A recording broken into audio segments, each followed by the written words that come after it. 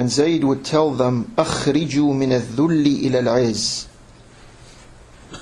Come out of humiliation to glory.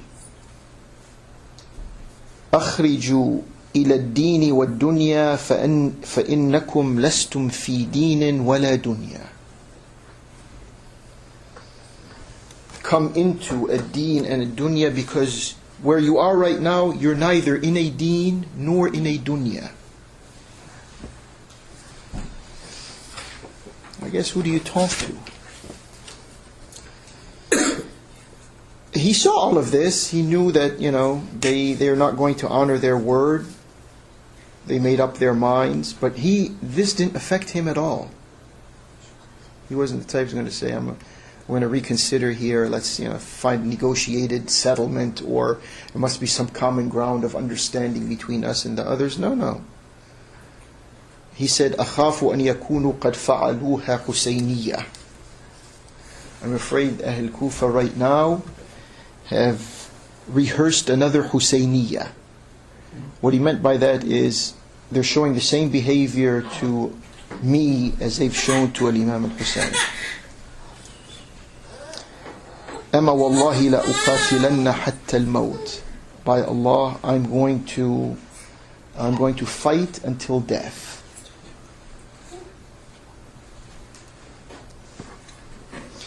So when the time of the major conflict came, the day arrived, that historians say the number of people who actually were there with Imam Zayd were almost the same number that were in the battle of Badr with the Prophet of Allah.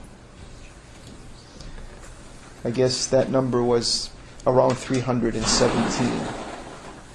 So it was around that number. But on the other side, that other army was in the tens of thousands. So obviously it was another disproportionate battle. But the morale of those who were fighting with Imam Zayd was very high.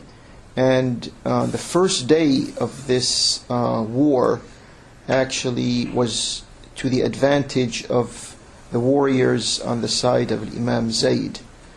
The others suffered, I guess, around 70 who were killed in the first day. They fought with swords. There was no arrows and the more sophisticated weapons. It was simple, hand-to-hand combat with swords. And the Umayyads army suffered much more than Imam Zayd and his and the warriors with him. But on the second day, the Umayyads now took a new approach. They began using their arrows, and because of the large number that they had, because of the types of weapons that they had, Imam Zayd was hit by an arrow that went straight through his forehead. And of course he was taken, but obviously it was a fatal hit. As they tried to pull the arrow out, he died.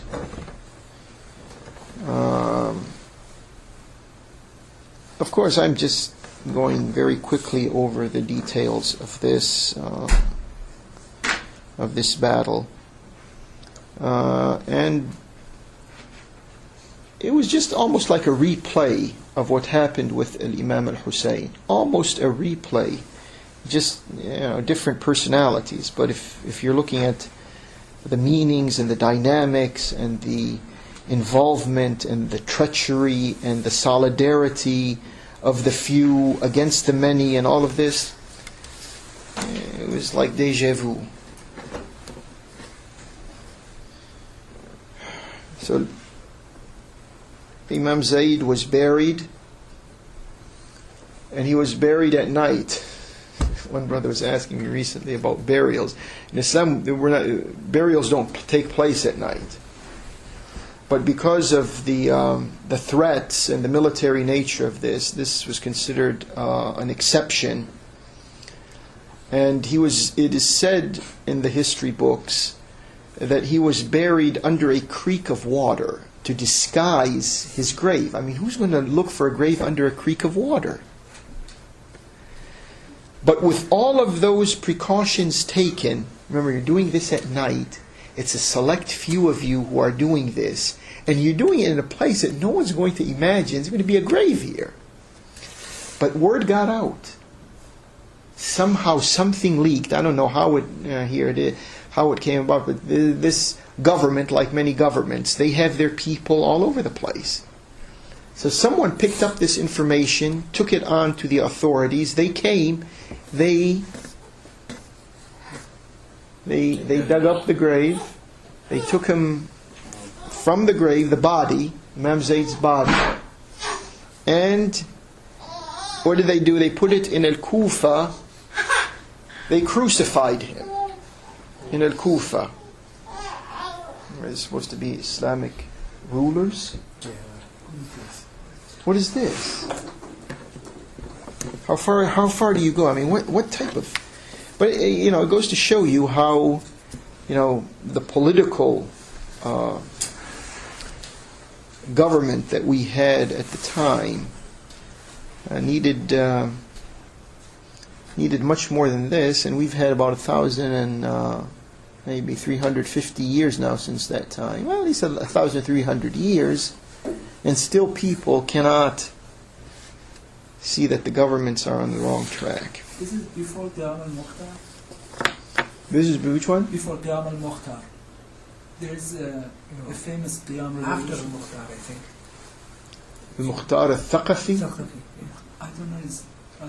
And this is Mukhtar who basically got revenge for Imam Hussein. The one who got revenge of Imam Hussein from all the killers of Imam Hussein. Yeah, there was that. They see what happened here, and I was getting to that.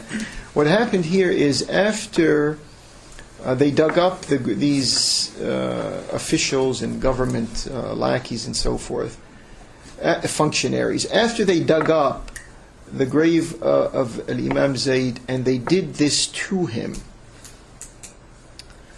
And not only that, they left the body there for people, and they wanted people to see.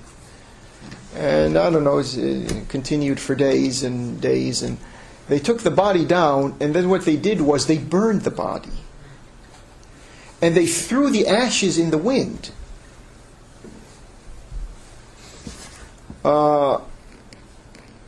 Then, this was in the, you see when Imam Hussein was martyred in Karbala, the Sufyani part of the Umayyads dynasty ended. Yazid, it was the last one. Then came the Marwani part of the Umayyad dynasty, and we're talking about here the Marwanis. When the Marwani part of the Umayyads did this to Imam Zayd, it was only 10 years after that, and the Umayyads were out. They lost. They're gone. They're history. 132 Hijrah is when the Abbasis came. They were talking about 122 here. The Abbasis came in 132, and then what they did when the Abbasis came to power, they came to power riding the popular wave all across the Muslim world against the Umayyads, because the Muslims have seen, they saw all of this that is happening, and so you have to fill in with all of the information that we've been through. Abu Haneefah and Nafs al-Zakiyah and all of these things that are taking place all over. Scholars, speaking up against these. They knew that, the Umayyads who are ruling knew that they're on borrowed time now. They're on their way out.